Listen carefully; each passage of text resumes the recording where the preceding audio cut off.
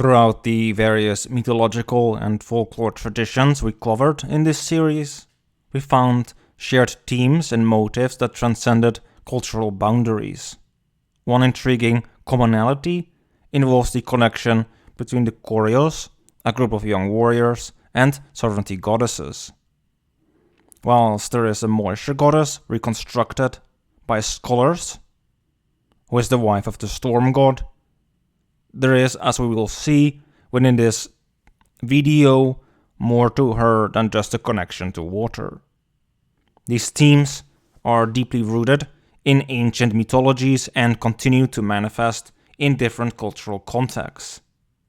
And within this video, I want to go through more of these goddesses to paint a picture of the shared themes, and finally also reconstruct a potential figure in a Neolithic Indo-European setting, to show the animistic layers that are hidden beneath such figures.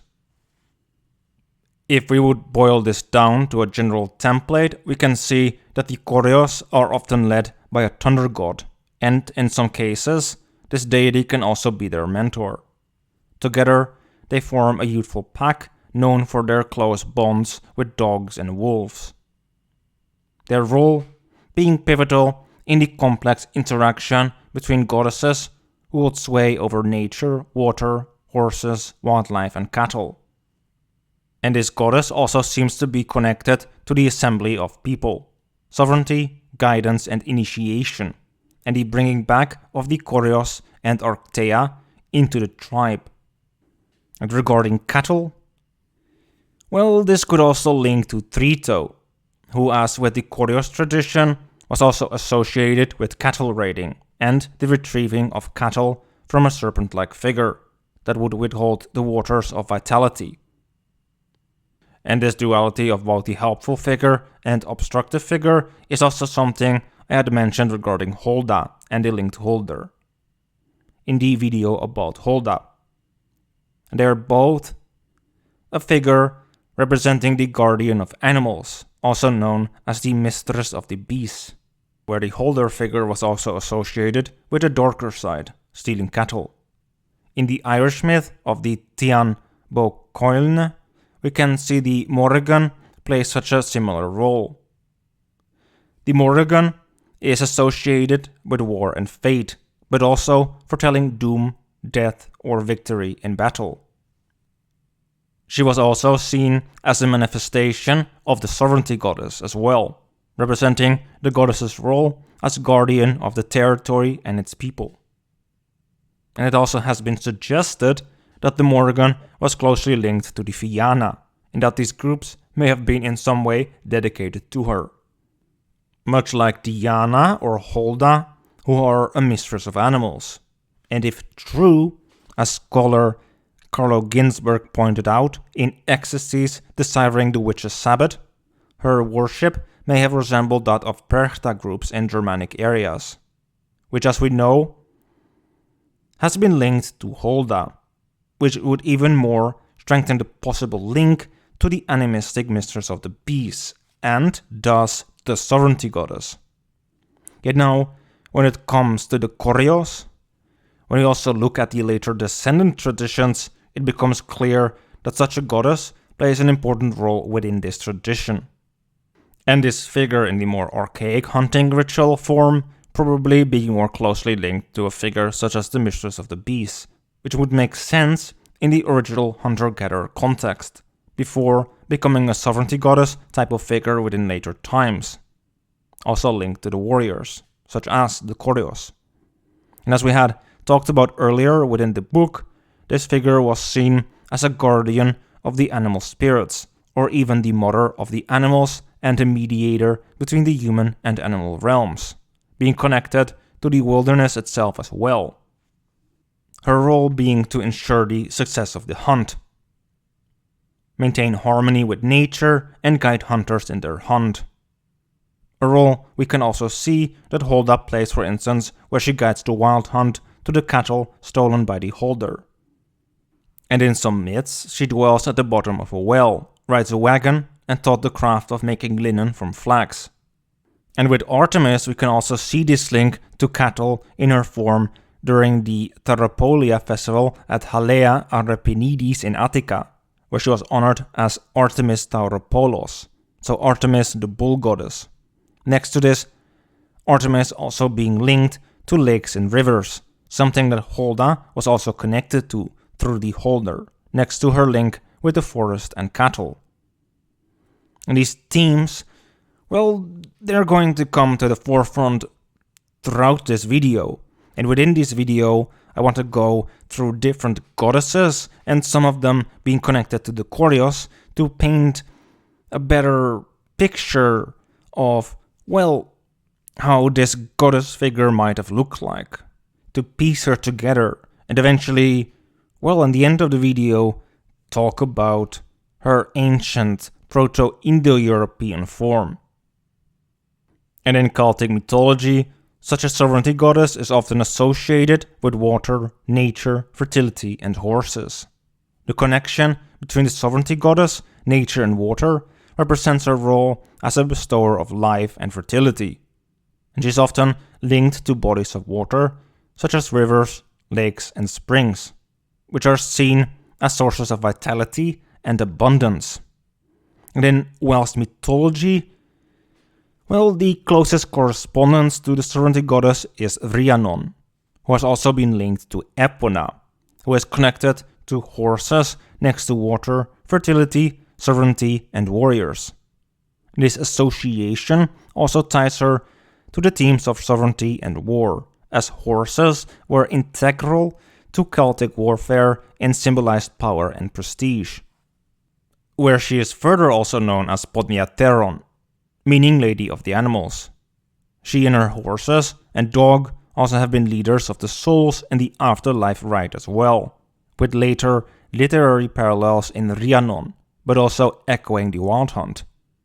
Next to this, funeral symbolism of a horseman with a serpent-tailed demon were also associated with her, where she also has associations with nightmares, as they thought of nightmares as being ridden as if on a wild horse, where Epona was called upon to protect those who had nightmares, though she could also cause them. People, may have evoked her name or sought her favor through rituals or prayers to ward off disturbing dreams or to find solace during times of fear or unrest.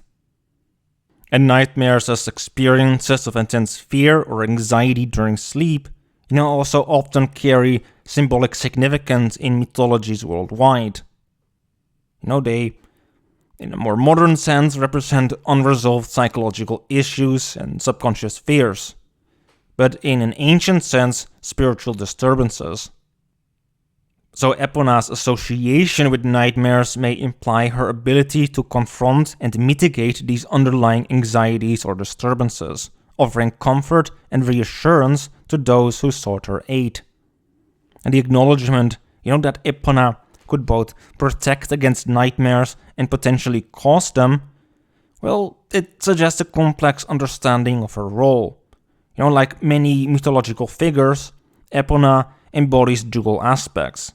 She's both a benevolent protector and a potentially unsettling force, where she also used to have a sovereign role, but under the Romans became a patroness of cavalry, as she also had war associations with the Celts. And the earliest forms of a cult of Epona being found in an archaic sense in the Danubian provinces, where she was in ancient times paired with the thunder god Taranis as a mistress of animals and tribal territory, establishing her as a sovereignty goddess, where she also fed her beloved horses from her cornucopia filled with corn and apples, symbolic of mother love and abundance. However, coming now back to Rhiannon, she's also associated with horses, particularly with a magical and otherworldly horse known as Rhiannon's horse. And this connection between Rhiannon, horses, and the sovereignty goddess also emphasizes the vital role of horses as not only symbols of power, but also the ability to transcend boundaries between realms. Horses also being linked to kingship as well. And Rhiannon is also connected to the other world, the realm of spirits, and the supernatural, where the sovereignty goddess is also believed to possess the ability to travel between different realms using bodies of water as portals, sometimes riding her white horse. And in the Celtic tradition, this white horse was thought to embody the goddess of sovereignty.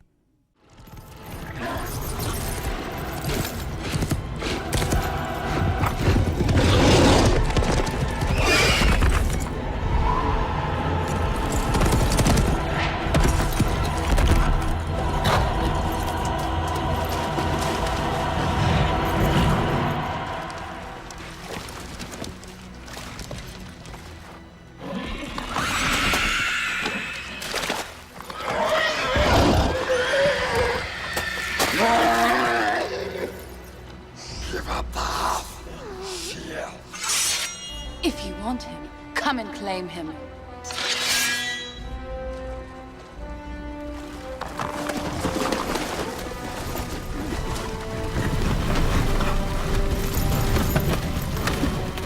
Nino Hithaglia Lasto Bether, Rimonin Bruinen Lanino Liar.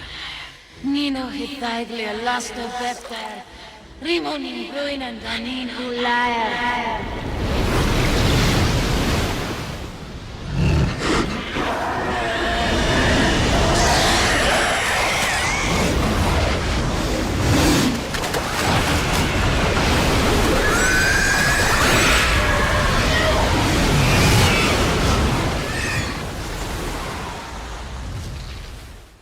Similarly, Demeter in the cave of Vigalia was also connected to horses, where she was depicted with the head and mane of a horse. This also might then be related to the archaic myth by which Poseidon once pursued Demeter, who transformed into a mare, which led to the birth of the horse, echoing also Loki's myth connected to becoming a horse and birthing Sleipnir, Odin's eight-legged horse. But also Sanjna, which we will be going in later within the video, which makes things very interesting. Yet, coming now back to Demeter, well, in the Mycenaean cult, she was also connected to Vanax, meaning king or tribe leader. Where finally, in Arcadia, Demeter was represented as snake-haired, with a horse's head, holding a dove and dolphin, possibly to symbolize the power over the underworld, air, and water, next to being, the wife of Zeus. Where Pausanias further also mentions in his writings regarding Demeter that there is a grove called Piraia, and that it is a sanctuary of a Demeter Prostasia, meaning patron goddess or protector, establishing her as a goddess of protection. Next to this, we also have the epithet Thesmophoros, meaning bringer of law, where she becomes the goddess of civilization, who raises people above the level of hunter-gatherers through agriculture, again highlighting the connection between these linked qualities. And scholar Walter Burkert also then says of Demeter, Hera, Athena, and Artemis that they all probably derived from the same mistress of the beast-type sovereignty goddess. However, an interesting figure who is connected to Zeus that is more obscure would be Dione, which also connects to Hera, and she is an archaic goddess, her name, according to some, meaning she-Zeus or divine one, also translated as goddess from Dios, and also etymologically possibly linked to both Diana and the Celtic Divona, a river goddess. The ancient Homer also listed Dione among the early wives of Zeus, where she was also connected to the birth of Apollo and Artemis. Carly Kereny further notes that she was worshipped along with Zeus as a deity of springs and healing, making her also a water goddess. And Dodona was the oldest Hellenic oracle during classical antiquity, was an oracle devoted to this mother goddess Dione. And according to various accounts, priestesses and priests in the sacred grove interpreted the rustling of oak leaves to determine the correct actions to be taken. And this is something she also shared with Diana, who was also associated with oaks. As such, Dione was a goddess of fate and prophecy, connected to the wild and water. and she has been considered the original Indo-European consort of Zeus, and also the mother of Dionysus. And proof of this is also found in Linear B script, because Dione was an ancient Mycenaean goddess, and her name has been found in Linear B script, where she then also was considered the first wife of Zeus, before the cult of Zeus spread across ancient Greece, combining Zeus with other goddesses from different regions, until he ended up with Hera. Where Dione was later in classical Greece also reinterpreted as Hera, despite being an older archaic figure. And through this, she became obscure within later Hellenistic times, so less is known about her. Where Dione was, according to Hesiod, born from the titan Oceanos, like the titaness Metis. Yet this could have occurred at the time when these goddesses in Greece started to split into distinct figures. Next to this, Hera is also the protector of cattle, next to her having a link to serpents. Where Hesiod instead, however, listed Metis instead of Dione as first wife of Zeus, the thunder god. And before Zeus would fight his father Kronos, Metis acted as his advisor, next to being his first wife. Yet it was, however, foretold that their son would be more powerful, thus Zeus swallowed her. And soon after this, leading to the birth of Athena. Her name, Athena Tritogenea, means born of Trito, and this is an archaic epithet of her from when she emerged fully formed from the head of Zeus. The goddess was, according to later myth, escorted to Lake Trito, where she was cared for by nymphs. The lake's location itself is unknown, and seems to have been a later explanation of her epithet, which is more archaic. Herodotus thought it might be close to Egypt, but this has never been confirmed. Where others said it was the stream Triton near Boeotia in Greece, where she was worshipped, and rumored to have been born. Yet it would be unlikely that the epithet would have survived from Proto-Indo-European times unchanged, referring to the reconstructed name Trito, connected to the figure that slays the serpent and rescues the cattle, next to being linked to warriors. And Athena further also carries the epithet of Hippia or Hippios, meaning mounted on a horse, which she shares with Hera and Demeter. Where next, Athena in the Parthenon in Athens also holds a statue of Nike, victory, and in the other hand a spear, where at her feet lies a shield and near the spear is a serpent. There also being a statue where she pets a snake, where there is as well a dragon of Athena mentioned by Philostratos the Elder. Athena then also was considered the Thea Sotera, meaning a savior goddess. Also Artemis and Apollo being savior deities. And her serpent was the symbol of perpetual rejuvenation, which was also sacred to her. Where at Lindus in Rhodes, her worship was likewise very ancient. Where next in Korone in Messenia, her statue bore a crow in its hand, with the sacrifices offered to her also consisting of bulls, from where she derived the epithet of Thyrobolos. And finally, initiation rites of Greek youth, such as the passage into citizenship by young men or the passage of young women into marriage, were also under her domain. Yet when it now comes to serpents, the Roman Ceres, meaning kerhos, nourishment, linked to the Arval brothers, is similar in nature to the Greek Demeter, linked to grain, next to being related to foxes like Holda. And Ceres is often depicted with a chariot drawn by snakes, which she rides, carrying one or two torches. And Ceres herself, within Roman mythology, is also not the Roman earth goddess, as this was Terra Mater, meaning Mother Earth. Though she was, however, linked to her at some point, but only due to her connection to crops, where some imperial coin images also depict important female members of the imperial family as Ceres, or with some of her attributes. Next, she is also connected to Angarona, who has been identified with Feronia of the wolves, creating an interesting connection. And I'm gonna go deeper into Feronia later within the video as well, which is gonna, together with Sanjna, really tie a lot of things together. But coming back to Ceres, well, next she's also depicted as sitting on a throne and also being linked to funerary rites. In this role as a mediator between the earthly realm and the realms beyond is also something that we see with, for instance, Cybele.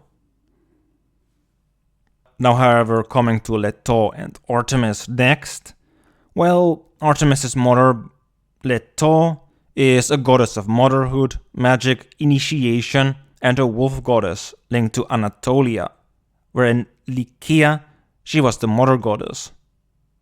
And she is also an early wife of Zeus, sometimes called his first wife. And when it comes to Leto, groves are sacred to both her and Artemis. Next to this, we also have the narrative surrounding Apollo and Artemis, where Leto is a she-wolf and the serpent is chasing her. Antoninus Liberalis and Alien both also further link Leto with being a she-wolf or seeking out the wolf country of Lycia, but giving birth on the island of Delos instead, next to her Hyperborean, so northern origins. And this myth suggests that Leto traveled to Greece from Hyperborea in the shape of a wolf or in the company of wolves, where Hera usually is the one to have sent the serpent Python against Leto to harm her. And an older name connected to Hera also is Cow-faced. And this link between serpents and cattle is going to be a very common link between all these different goddesses, as this is a very foundational Proto-Indo-European myth linked to Trito and also Yimu and Manu, so linked to the cosmogony of Proto-Indo-European society. And we can also see this with Hera, because according to Pausanias, she sent witches, as they were called by the Thebans, to hinder Alcmene's delivery of Heracles and sent two serpents to kill him. Yet Hera, however, might have taken over qualities that were associated with the more archaic goddess figure of Dione, as Hera is a later form of Zeus's wife, as we had established already earlier. Yet, coming now back to Leto, Plato next links her name to willing, meaning to assist those asking for her help, where Pindar also called the goddess Leto Chrysellakatos, an epithet that was also attached to her daughter Artemis as early as the times of Homer. The name referring to a goddess enthroned like a queen and equipped with a spindle, which also links Leto to the goddess Cybele, who is also associated with spinning, who, much like Holda, is also connected to spinning and magic. Where, on a little side note, Leto is also known to have turned into a shrew in one other story, and the mongoose is also sacred to her. And Leto, next to this, is also associated with initiation rites, and is the goddess of this, which also links her to both the rites of Apollo and the rites of Artemis. Where another interesting connection that can be made would be regarding Hecate and the Roman Diana. The latter was originally a triple goddess connected to the hunt, the moon, and the underworld. The earliest epithet of Diana was Trivia, which means triple way, and refers to Diana's guardianship over crossroads. And this metaphorically pointed the way to the underworld. Diana's role as a goddess of the underworld caused her early on to be conflated with Hecate, who also fulfilled such a similar role. And the sacrifice of dogs to Hecate also being common in Thrace, Samothrace, Colophon, and Athens. And interestingly, the bull was also linked to the goddess Hecate. Because she is, as scholar Bortalini pointed out in the prayer to Selene, called bull-faced and bull-headed, next to her having connections to snakes. Then when it comes to both Hecate and Diana, they are also considered to be a goddess associated with fertility and childbirth, similar to Artemis, where Diana's primary sanctuary was a woodland grove overlooking Lake Nemi, a body of water also known as Diana's Mirror. And she was thus connected to both wild animals, the forest, fertility, and possibly as well bodies of water, where her Etruscan archaic form was also a goddess of human assemblies and also the initiation into the tribe, also connected to young warriors, where among the Roman goddesses, Feronia stands as a more obscure figure, believed to have originated from the Sabine culture. Feronia holds sway over various domains, serving as a deity associated with the underworld, wilderness, fertility, springs, water, nature's vital forces, health, and abundance. Feronia was also a Trian goddess, mother, virgin, and crone, associated with the three worlds, earth, underworld, and sky. Notably, an archaic cult recognized her as Juno the Virgin, where she was paired with a young Jupiter, according to Servius, predating Roman Juno. Where next, Feronia also played a crucial role in conferring civil rights upon the people of her tribe and protecting the outcasts, establishing her as a sovereign within her designated realms. This giving of rights also then made her a figure that guided both outcasts, those living in the wilderness, and later also freed men back into society and as part of the tribe. Varro identified Feronia with Libertas for this very reason, the goddess who personified liberty. The name Libertas, freedom, is a derivation from Latin liber, free, stemming from a Proto-Indo-European word meaning belonging to the people. An enslaved people who would sit on the sacred stone in Feronia's grove would also be freed, and in this capacity she guided people away from peril and facilitated advantageous circumstances, though she could also be obstructing and dangerous. Like a story of when she smites buildings that Romans built, which were encroaching onto her groves, with thunder, showing her confident and protective side. And from a Jungian lens, her role in conferring civil rights and guiding outcasts back into society can be seen as a psychological metaphor for the integration of marginalized aspects of the psyche, where her use of thunder represents her enforcing boundaries, removing obstacles, and protecting her inner sanctuary. And this dual nature of being both dangerous and helpful, it also adds complexity to her character, where the sacred significance of woods and springs further emphasize her influence. And as a harvest goddess, Feronia also received reverence through offerings of the wild fruits that are harvested.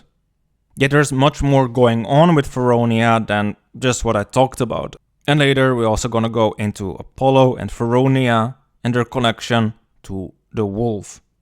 But now coming to the son of Feronia, well, this son is called Aeolus, who has as his Greek counterpart Geryon, both of which who had a triple body and a triple soul. Geryon having one body and three heads, being a reflex of the three-headed serpent stealing the cattle, where Heracles, who by scholars is seen as Trito, retrieves the cattle of Geryon, echoing the Trito myth and the three-headed serpent slaying myth, connecting Feronia like Juno not only to serpents, but in this case also to the Trito myth. Something that Apollo also is connected to with the slaying of the serpent, which directly ties into the most interesting connection there is regarding Apollo and Feronia. And that is that the worship of Apollo also strongly resembled that of Feronia. His priests were known as Herpi Serani, meaning the wolves of Serranus. And in the literary text of the time, he is usually called Apollo, without any epithet. And the Herpi Serani had a distinct wolf cult, marked by a myth where during a sacrifice dedicated to Apollo of Mount Serranos, wolves seized the entrails of the offerings from the altar. Pursuing these wolves, shepherds reached the cave, the toxic fumes of which triggered a pestilence among them. And in response to this crisis, an oracle directed them to adopt a wolf-like lifestyle, meaning living by plundering, providing an intriguing origin for the wolf cult associated with Apollo, which became their way of explaining the ancient and archaic rituals, which by the time that they wrote this down was already considered very archaic.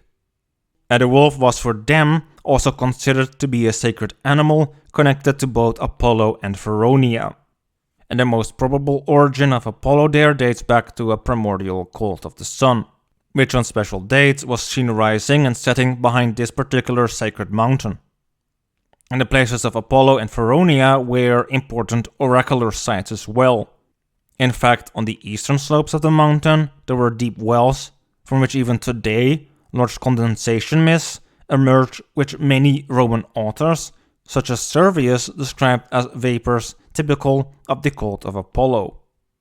And it seems that the slight intoxication of the priests or priestesses allowed them to enter a trance state and speak through the mouth of these deities, where in ancient times they were seen as being connected to the wolf cult of Apollo. And these warriors and priests then also held ritual feasts on a mountain. And the warriors and priests then also held ritual feasts on a mountain, whilst burning fires and giving offerings. The purification process was represented through the radiant embers and the priest's miraculous passage across them unharmed. This purification was facilitated by the forces originating from the underworld. There, Pisorani priests, symbolizing wolves, traversed the fire, symbolically journeying to the realm of death and returning. In doing so, they conducted a purifying ritual that extended its effects to the entire community. They lit a lot of pine wood and expanded the burning embers. After, they would walk on it barefoot without feeling pain, 3 times jumping on the embers as if in a dance, and in this way carrying the meat, the gifts and sacrificial offerings up to the altar of Apollo and Feronia, in a complex ritual that took place at the winter solstice. And Feronia, through her priestesses, would oversee this ritual, which also symbolically connected to the underworld. In this unique cult, ritual unfolded on Mount Soracte, Soranos, where there were also annual festivities in honor of Apollo and Feronia that took place at the base of the mountain, at the temple of Feronia and her sacred grove. Next to this, Feronia was also, from a Jungian end through this death and rebirth ritual, providing the warriors of the tribe with a space of psychological healing, where they, through the ritual, had a psychological space to face what comes up from the unconscious, which in the ritual is symbolized through the facing of the underworld and the return from it, echoing the hero's journey and katabasis. And from my own experiences with such symbolic journeys, I know how within dark spaces, they are potent for unconscious material to come up, to be worked through. And the cavern at Mount Soracte and the Lupercali cave for Juno, for instance, were both, like other caves for the Romans' passage into the underworld, serve as such a dark and symbolic space where these processes can take place, which Juno and Feronia would oversee and help with the integration of the contents of the unconscious. Yet this connection regarding cattle, but also serpents, is also visible with the Vedic goddess Sanjna. And Sanjna is also known as Saranyu. And she, is an interesting figure that also is connected to this sovereignty goddess. Yet she's not connected to a thunder god, but to the sky god instead. Yet I do have to say that the thunder god connection with Zeus and Jupiter is a later development, where both the thunder god and the sky god merged, which is particular to the western branch of Proto-Indo-European myths, so not the Vedic ones. And Sanjna is a goddess of clouds and twilight. Her name means quick, fleet, and nimble, used for rivers and wind in the Rig Veda. The river Sarayu is also named after her, where she is mentioned as the mother of the death god Yama, so Proto-Indo-European Yemu, the river goddess Yami, Surya's favorite child, think Artemis, and goddess of life, Manu, the divine twin physicians Ashwins, and the god Vrvanta, a horse deity. And Sanjna is next also described to be the daughter of deity Tvastar, which is an artisan god, and the twin sister of Ceres, the guardian of cows. And he is the three-headed son of the craftsman god Tvasta. Think also Geryon or Erelus with Feronia, who are connected to the Tri-Partite myth and the serpent, where Ceres was killed by Indra, the storm god, who is also connected to the Maruts and with it to the Koryos. And to avenge his death, Tvasta later created the demon Vritra. His name literally means cover or obstacle. Also think the Huldra, also meaning cover and obstacle. This being in reference of him holding back the waters. And he's also related to Jormungandr of Norse myth, Typhon of Greek myth, and Veles of Slavic myth. And is then also connected to the three-headed serpent that Trito slays. Yet, coming now back to Sanjna, she has also a dual aspect with Chaya, meaning reflection or shadow, which is a more cruel aspect of her, where her form as Sanjna is more nurturing and caring, something we can see in all other deities we talked about as well within this video. And in the myth, Sanjna is unsatisfied with her marital life, often linked to the heat or splendor of her husband, and her behavior angers Surya, the solar god, and he curses her next-born children. And after the birth of Yama and Yami, she is unable to tolerate more and decides to abandon her husband. Yet before leaving, she creates her shadow and asks her to take care of the children, where she then roams the forest in the form of a mare. And their shadow ends up casting a curse on Yama, which leads to Surya wisening up about it.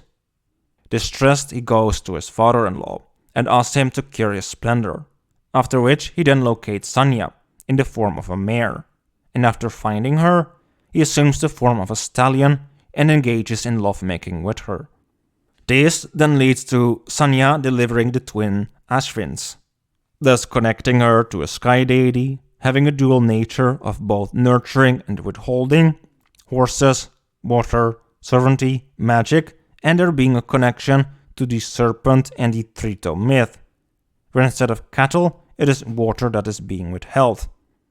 What then probably happened within the Western Proto-Indo-European branch is that the storm god and sky god merged, where this sovereignty goddess remained as the wife of this deity. Her connection to Yemu, Manu, and the divine twins further also position her as an important figure, where she in connected myths either has her brother Ceres as her own three-headed son, as we can also see with Feronia, or is otherwise connected to the serpent in some other way, as we can see with Demeter, Hera, Holda, Athena, and Juno, to name a few examples. And the serpent being in the western branch the stealer of cattle instead of the withholder of waters. Where within the Finnish pantheon, as a separate example to show this type of triple aspect of a goddess figure, we also have Akka, who is connected to Ukko, the latter being known as the Baltic Perkunas, linked to Perkunos, being a thunder god, where the first is his wife. And regarding Akka, what is known is that there are three forms. You have the first Akka, the mother of the tribe, goddess of women and children, called Mother Akka. Her second form being Yux Akka, Akka with an arrow, the protector of children and the huntress. Where her third form is Yabma Akka, the Akka of the dead, a goddess of the underworld. And despite Finnish mythology not being connected to Proto-Indo-European myth, we can still see again this triple form connected to a mother figure, a huntress figure, and one connected to the underworld, proving that this type of pattern is not an isolated thing and is thus something that seems to be consistent when it comes to such female figures. them playing an important role linked to a sovereign mother figure connected to a thunder god, who is also linked to hunting, war, and fertility. And George Dumézil also wrote about the interdependence of the three aspects, sovereignty, war, and fertility, in goddesses as hypothesized in his hypothesis of the tri-functional ideology of the Indo-Europeans. In a more archaic sense, hunting would precede the function of war deities, as is attested by figures such as Mars, for instance, and other such warrior deities. And they, at some point, having been hunter deities. However, coming back to Dumézil, his theory is that while male gods had one single function, female goddesses make up a synthesis of the three functions. And even though such a deity has a peculiar affinity for one function, she is nevertheless equally competent in each of the three. And as concrete evidence, Dumézil puts forward both the Vedic goddess Sarasvati and Avestic Anahita. And Sarasvati, as the river goddess, is a goddess of vitality and fertility linked to the Ashvin, the divine twins. And he further describes her as the mother on whom all vital forces rely, with her name meaning she who helps realize the essence of self. And being a water goddess of purification, she is also referred to as the Lady of the Lake. But at the same time, she is a sovereign and also a warrior, allied with the Maruts, the Vedic version of the Koryos. She thus annihilates the enemies, and as only one among female goddesses bears the epithet of the warrior god Indra, destroyer of oppositions. And like Indra, Sarasvati is also called a slayer of Vritra, the snake-like demon of drought, who blocks rivers. And Dumézil further also links this to Juno. And it seems then also that such a type of sovereignty deity is connected to both the giving of vitality and withholding. From a Jungian lens, this figure their ability, to bestow and withhold, mirror the dualistic nature of the unconscious. The Koryos being dedicated to such a sovereignty goddess and the thunder god, that her husband and wife, can also further be analyzed from a Jungian lens. In that sense, she can be seen as an anima figure that guides the Koryos in this journey to find the magic cattle. In many hero myths, there's a guiding or nurturing figure who aids the hero on their path. The cattle, in this context, symbolizes something valuable or sacred, and their retrieval represents the hero's triumph over adversity. Where within a hero's journey context, we can think here of the boon that is returned to the tribe or society, and with that comes a sense of revitalization, not only for the hero, but a possible revitalization of the community itself. Something which you can also see with the Koryos figures often being linked to a kind of savior figure. Something which you can also see with the Koryos figures often being linked to a kind of savior figure. And the concept of a savior hero figure is a recurring motif in mythology across various cultures and epochs. And these heroes often undertake a perilous journey, facing challenges and adversaries, with the ultimate goal of bringing back a boon or treasure that will restore balance and vitality to their community. And this archetype is well explored in Joseph Campbell's Hero's Journey framework. So in this case, in the case of the Koryos figures, they are often linked to the role of a savior during challenging times, acting as agents of restoration for the cosmic or natural order. And Apollo and Quirinus serve as examples of such savior figures. Apollo, in Greek mythology, is a deity associated with the sun, music, prophecy, healing, and more. And as a savior figure, Apollo played a role in averting plagues and diseases, demonstrating his capacity to restore health and order. And his association with the Delphic oracle, where people sought guidance and prophecies, also further emphasized his role as a guide and benefactor, next to his link to wolves and, protecting, the society through the Koryos, his wolf warriors. Where Quirinus, a Roman god identified with the deified Romulus, represents another manifestation of the savior hero, where according to Roman mythology, Romulus, the founder of Rome, ascended to the heavens and became Quirinus.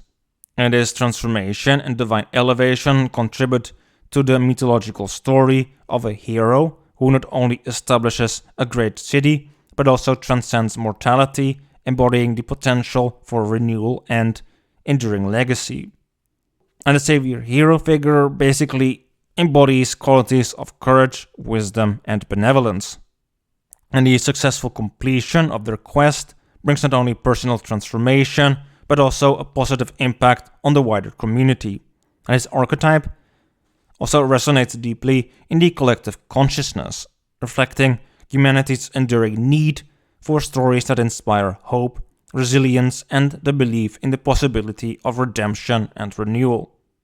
And when it now comes to the figure of Wotan, as a thunder god and mentor to the Koryos, this aligns with the archetype of a powerful and guiding force. Thunder gods are often associated with authority, strength, and in the case of Wotan, wisdom. And the Koryos under the leadership of Wotan form a youthful pack known for their close bonds with dogs and wolves, establishing a connection with the natural world and its untamed forces. And in the context of the hero's journey, Wotan, can be seen as the mentor figure guiding the Koryos on their quest, which, as I have described, involves retrieving valuable or sacred items, symbolized by cattle, where Wotan's role as a savior figure also becomes evident in times of crises, where the Koryos under his guidance act as agents of restoration.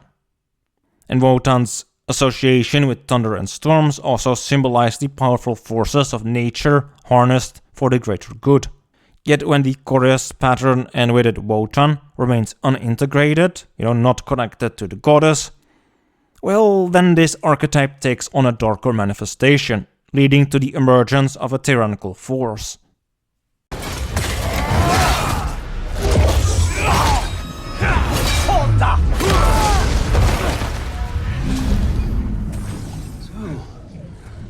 Was this everything you hoped for? Was your plan really all that much better than mine? I hope you got exactly what you want. Not quite yet. The unintegrated form represents the aspects of Wotan's character that are denied or suppressed, often stemming from unacknowledged fears, desires, or unresolved conflicts. And this shadow can distort the archetype, turning it into a force that seeks control and domination. And in this negative aspect, Wotan's savior role becomes tyrannical, imposing order through oppressive means and disregarding the delicate balance of nature. And the chaos that ensues is really a consequence of the distorted attempts at restoring order, where the presence of the sovereignty goddess is then also paramount in balancing out the potent archetype of Wotan and grounding its energy in a constructive manner. And while Wotan embodies the dynamic and often unpredictable forces of the thunder god, the sovereignty goddess represents the stabilizing and nurturing essence of the natural world, and her role becomes crucial in guiding the Koryos or any hero figure back into society, ensuring that the transformative journey aligns with the harmonious balance of the cosmic order. So in that sense, the sovereignty goddess, associated with nature, water, and fertility, holds the key to maintaining equilibrium. She bestows, but also withholds vitality and fertility to the land. And in the context of the Wotan archetype and the Koryos pattern, she acts as a counterforce, preventing the unchecked and potentially destructive aspects of Wotan from spiraling into chaos. Hence, she's also a figure that tests them. And by embodying the regenerative and nurturing aspects of the divine feminine, the sovereignty goddess ensures that the hero's return is not only a triumph over adversity, but a harmonious integration back into the community, fostering vitality and sustaining the delicate balance between human society and the natural order. And in that sense, both understanding the Koryos pattern and the linked sovereignty goddess figure is important. That is why later within the video I will then also paint a picture of this sovereignty goddess figure, within the Proto-Indo-European cultural context to give a good idea of what a function she might have played within their society, next to guiding the participants of the Koryos and Arctea back into society and the community. And regarding a possible name for the sovereignty goddess, who is connected to the wild, the giving and taking of life force, fertility and possibly water, well, this is a difficult task as the names are diverse. Hence a name based on this cannot really be easily reconstructed. However, for the sake of giving the goddess a name, I will base the name on words similar enough to the qualities that she had, and the names Danu, Juno, Diana and Dione. And looking thus at the Proto-Indo-European name based on the qualities the goddess figure has, it would make sense to tie this to the most fundamental aspects for her connected to life force, as cattle, water and other qualities tie into this in one way or another. And the Pi word for life force being reconstructed as Ayu and Yu, meaning vital force or youthful vigor, where Yu means also to join and to separate, where the word Da means to divide or to flow, and merging Da and Ayu with the addition of Nu for a hypothetical deity name, we would get Dayunu. And this name could symbolize the goddess's role in both dividing and joining vital forces and their connection to water and the wild. Her name then meaning she who withholds or lets flow the vital force. Yet she is also sometimes linked to bears, think Artemis but also Artheo, which could be reconstructed as the Proto-Indo-European Hartho, meaning bear. However, a mother figure and daughter emanation could be likely as well, so these figures could have similar qualities. It is however also possible that this was just an epithet of her. Yet regardless of her exact name, it becomes clear that she could have played a significant role within their culture. Now the diverse attributes of Dayunu are deeply intertwined with the lifestyle of the Proto-Indo-European people. These early communities lived in an environment where Dayunu's domains directly would have addressed the challenges and needs of these ancient societies. Though to be fair, when it comes to such reconstructions, it of course remains speculative. Yet what I can say though about this figure is that she is probably a sovereignty goddess linked to water, nature and the other world. And it seems likely that she was a nature goddess associated with wildlife, hunting, the abundance of plants and wild animals, later connected to cattle, providing the herds with new animals and overseeing the prosperity of the people and the environment. The first function I want to go into being the sacral one, with one of them being linked to horses, as this is also linked to kingship and sovereignty. And among the Proto-Indo-European people, horses were revered animals symbolizing strength, power and freedom. Dayunu may have been associated with horsemanship and the protection of these sacred creatures. And they played a crucial role in their pastoral lifestyle and nomadic migrations. In that sense, horses were integral to the nomadic lifestyle of some Proto-Indo-European groups. And they were not only used for transportation, but also played a crucial role in warfare, hunting, and various economic activities. And horses provided mobility, allowing these groups to follow herds of animals for grazing. Where Dayunu may have thus been associated with horsemanship and the protection of these creatures, reflecting the central role horses played in their lives. Epona, Holda, Demeter, Hera, Athena, Saraniu, and Rhiannon also share these associations. Next, as a sovereign deity, Dayunu would have been responsible for overseeing the land, its people, and their prosperity. Her guidance was essential for maintaining harmony and order in early agricultural and pastoral societies. Such a goddess was often associated with fertility and the wilderness. She would have been believed to have the power to influence the fertility of the animals and abundance of wild plants, ensuring overall abundance and prosperity. This also would have been extended to her becoming a protector of the community and its people, where her benevolence would have been seen as essential for ensuring the well-being of people, families, and the entire society. So, communities may then also have believed that through proper worship and offerings to the goddess, they could secure her protection from natural disasters, diseases, and other threats to their livelihood, where the Koryos was allied with her. Attributes that both Artemis and Apollo, whose mother is Leto, also share, where similar attributes can be seen in figures like Epona, the Morrigan, Hera, Demeter, Ceres, Akka, Holda, Athena, Dione, Feronia, Juno, and Danu, where the goddess also had the power to weave the threads of fate, shaping the destinies of people and communities. And her role as a fate spinner would have been integral to the Proto-Indo-European worldview.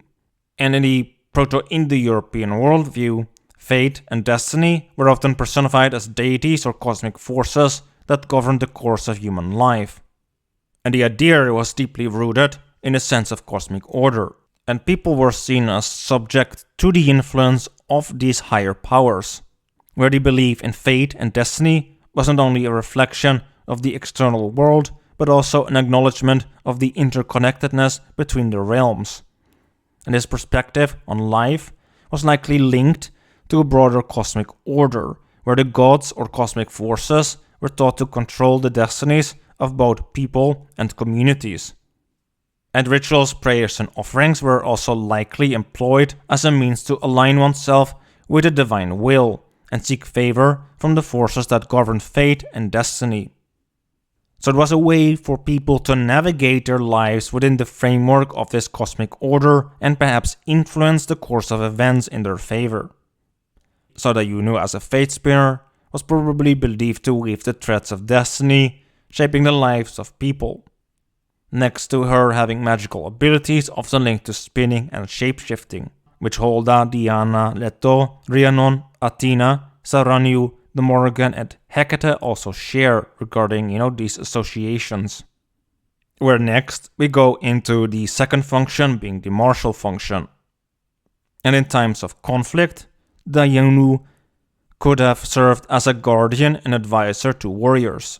Her presence would have been sought for to ensure the safety of her people during military campaigns and territorial disputes. Similar aspects can be observed in figures like the Morrigan, Epona, Holda, Athena, and Juno, where for instance Juno was intimately connected to the warriors as much as Holda was to the wild hunt and actively guiding them. Where in a more ancient, Neolithic sense, these connections can also be linked to hunting, with Akka, Artemis, Feronia, and Dione sharing similar attributes. There also being a link to wolves with some of these figures. And wolves in that sense are symbols of instinct, wildness, and the unconscious. And hunting likely played a role in social bonding and rituals, especially among male members of the community. And hunting expeditions may have been then also occasions for camaraderie and rites of passage, such as the Koryos tradition shows. And the pastoral lifestyle they had next also involved the constant movement of families and herds in search of grazing lands. So a goddess like her would be revered as a protective deity, safeguarding families, especially mothers and children, during these nomadic migrations. Where next the goddess could have been linked with crossroads, signifying choices and transitions in life. Where her serpent symbolizes transformation, healing, and the liminal spaces between life and death. In a society that underwent seasonal changes and migrations, the Juno would have played a pivotal role in guiding her people through pivotal moments. And crossroads, linked to the underworld also, held particular significance in a society that experienced seasonal changes and migrations. Figures like Holda, Epona, Leto, Athena, Saranu, and Hecate, also share these aspects. Also regarding serpents. And it also included the rites of passage type moments, such as the Koryos and Arctea rituals. The Koryos ritual, which involved young males undergoing a period of wilderness and initiation, could be seen as a rite of passage linked to the cycles of nature, and the goddess might be invoked to watch over the initiates, ensuring their safe passage through this transitional phase and their eventual return to the community as contributing members, where during an Arctea-type ritual she might have been invoked to protect and guide the young girls as they underwent this symbolic journey into adulthood, helping them make choices and transitions. And figures like Holda, Feronia, Leto, Artemis, Ceres, Demeter, Hera, Athena, Juno, and the Morgan share similar aspects, where her third and final function is connected to fertility and rejuvenation. And revered as the mother of animal and plant life, Dione would symbolize fertility and the nurturing aspects of nature. In the pastoral lifestyle of the Proto-Indo-European people, her role would have been crucial in ensuring the well-being of families and communities. Because in a pastoral society, the abundance of the land is essential for the well-being of herds and, by extension, for the sustenance of families and communities. So the prosperity of the community was directly tied to the abundance of pastures for grazing, and the goddess was probably invoked to ensure the prosperity of the land and the success of hunting, where she as a divine figure held the power to influence the fertility of the wilderness and bless hunting endeavors. So people may have sought her favor to guarantee abundant harvests and fruitful hunting expeditions. And the goddess probably then also played a pivotal role in the community's hunting rituals, where her sacred groves and connection to trees also would be playing an important role. And next to this, in a pastoral society where the well-being of the community depended on the reproduction and growth of herds, the concept of such a goddess would have been particularly significant. The goddess may have been worshipped as a divine figure overseeing the life cycles of both animals, plants, and humans. And this aspect is also echoed in later myths by figures such as Juno, Hera, Demeter, Ceres, Holda, Leto, Akka, Feronia, and Danu, where Dione's connection to fertility would have made her the protector of women in labor, where she was invoked to ensure safe deliveries and the health of newborns in a society where the continuation of the lineage was of utmost importance. Childbirth was a significant event in these early societies, so communities likely would have engaged in specific childbirth rituals and ceremonies dedicated to the goddess, and these rituals could involve prayers, offerings, and symbolic gestures, seeking her protection and guidance during the vulnerable period of childbirth. And Hecate, Artemis, Hera, Ceres, Demeter, Diana, Juno, Leto, and Holda also share this association. Likewise, the goddess might have been associated with the birth of animals, safeguarding the young ones within the flock, where her influence extended to ensuring the overall well-being of the herd and all creatures under her protection. And this connection with birth and nurturing could be further intertwined with her role overseeing both domesticated and wild animals, which I want to go into later. Yet water in all its forms also could have been under Dione's purview. She thus could have represented the life-giving and purifying aspects of water, which were indispensable for the survival of her worshippers. And water sources held a sacred place in the Proto-Indo-European world, and they were vital for their sustenance, cultivation, and well-being. Settlements and nomadic camps were also often established near water sources to ensure a stable and sustainable supply of this vital resource, which would make a water goddess figure not unlikely, though we also know that they had a water god as well.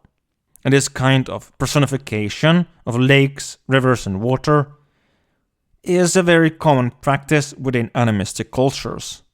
We can see this with the Finnish spirits of nature, but also within Mongolia, India, and other cultures. So, Dione's connection to water symbolize the life-giving and purifying aspects of this precious resource. Where in later myths we also see figures such as Artemis, Diana, Holda, Demeter, Saranu, Rhiannon, the Morrigan, Feronia, Hecate, and Danu being linked to this. Where Dione's connection to cattle, wild animals, and the untamed aspects of nature would have emphasized her role as a guardian of the natural world. And these were primary sources of sustenance for the Proto-Indo-European people. Cattle, for instance, provided meat, milk, and hides, and their products were essential components of the pie diet.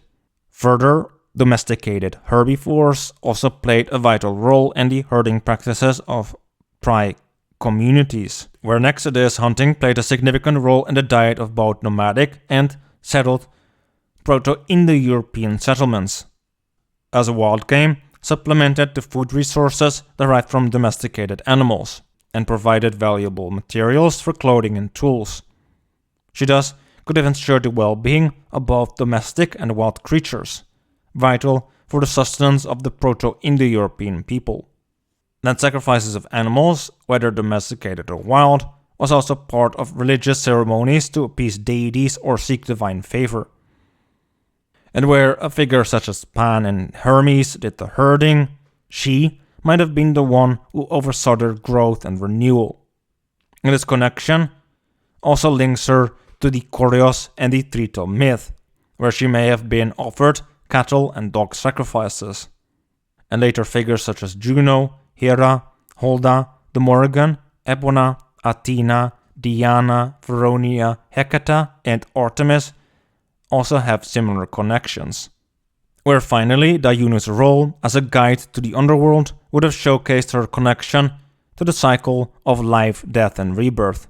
She could then be considered a mediator between the living and the deceased, and this mediation could involve facilitating the passage of souls from the realm of the living to the realm of the dead.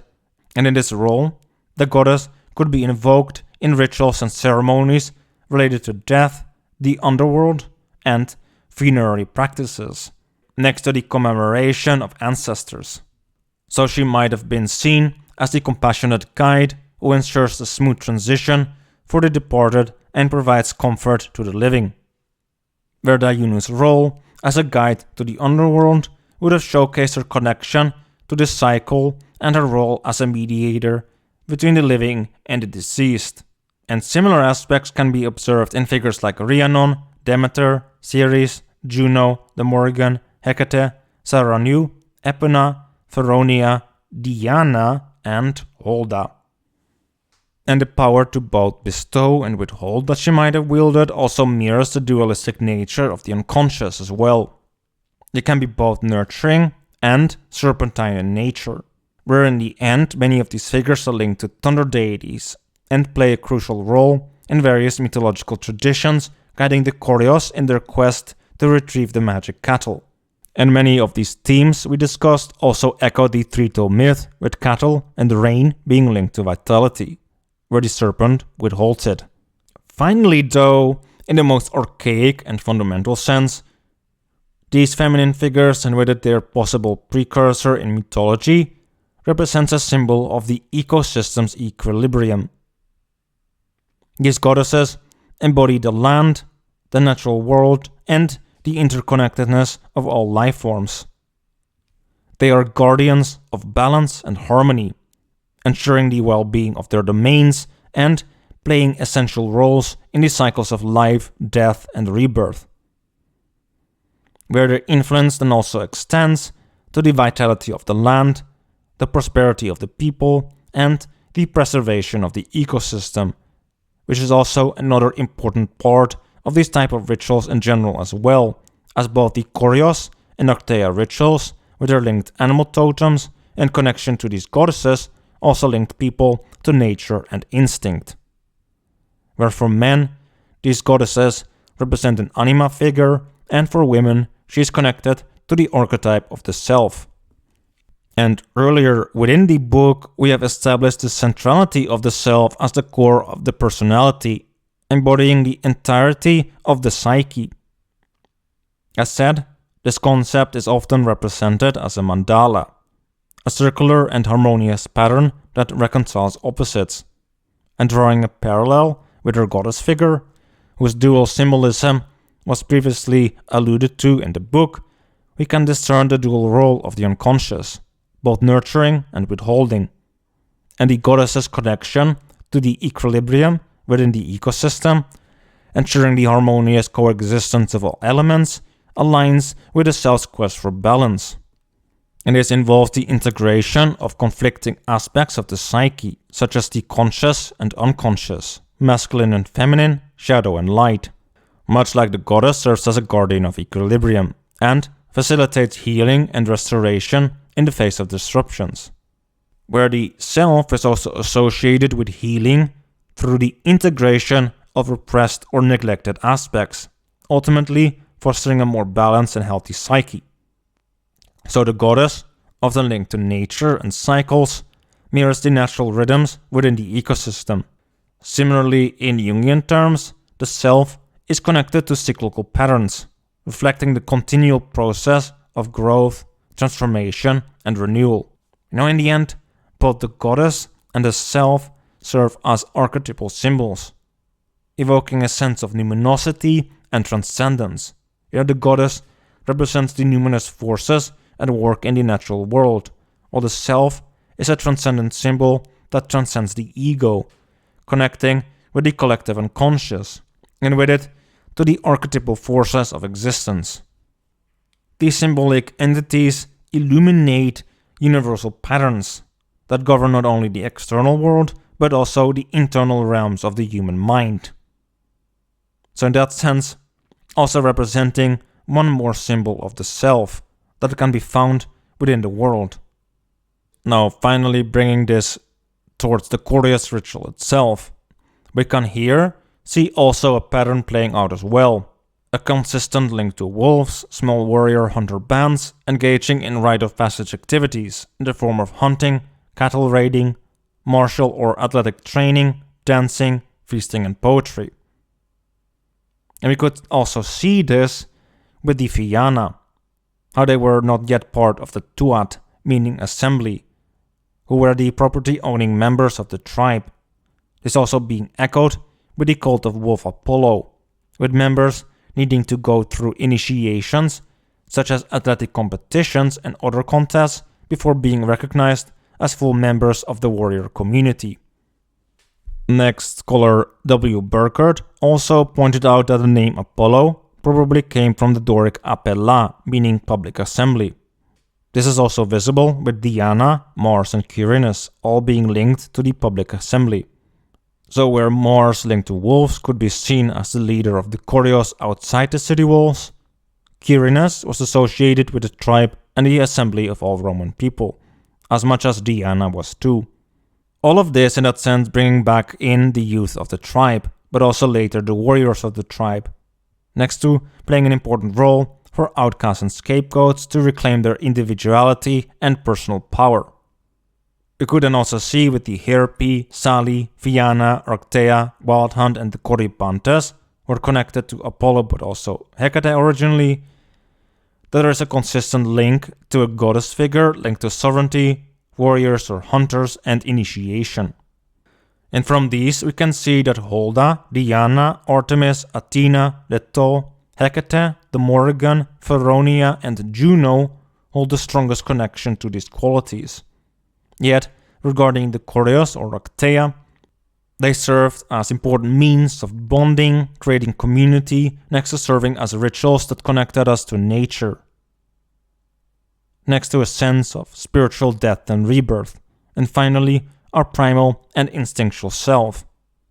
And both the Koryos and Arctea rituals, with their linked animal totems of the wolf and bear for instance, also next to this link back to the earlier animistic rituals as well, which includes the cave rituals.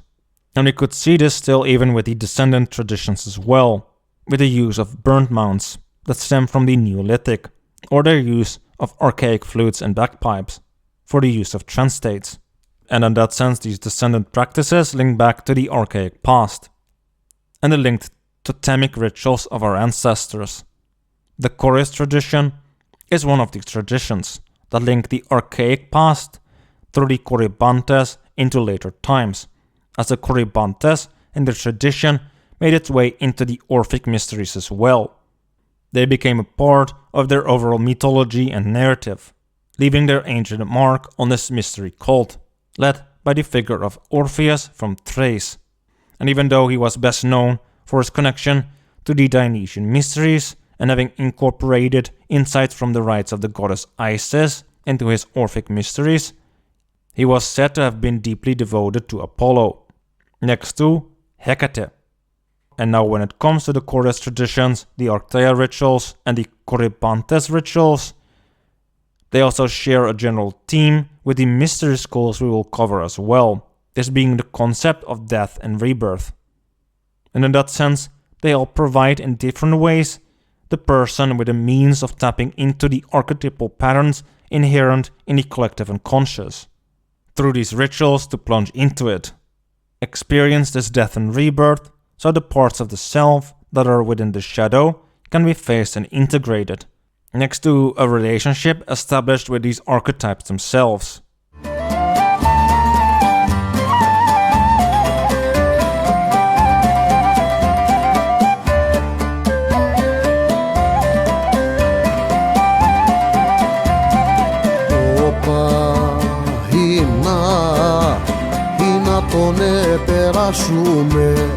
Περάσουμε ή να τον περάσουμε.